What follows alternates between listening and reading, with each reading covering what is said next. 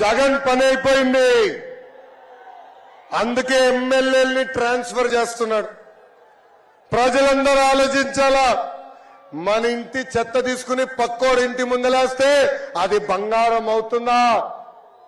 బంగారం అవుతుందా? అవుతుందా? చెత్త చెత్తే కదా. మళ్ళీ ఒక్క నియోజకవర్గంలో చెత్త ఎమ్మెల్యేని ముఖ్యమంత్రి చెప్తే పక్క నియోజకవర్గంలో బంగారం ఎట్లా అవుతాడో నాకు అర్థం అవట్లా. జగన్ ఎమ్మెల్యేల్ని మార్చాలనుకుంటున్నారు, కానీ జనం జగన్నే మార్చాలని నిర్ణయం తీసుకున్నారు. మూడే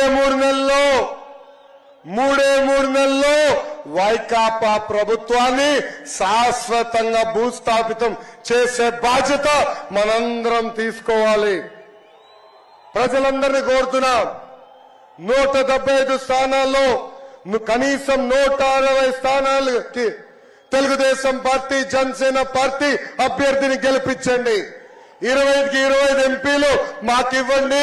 అభివృద్ధి సంక్షేమం ఏంటో చేసి చూపించే బాధ్యత మళ్ళీ మేము తీసుకుంటాం.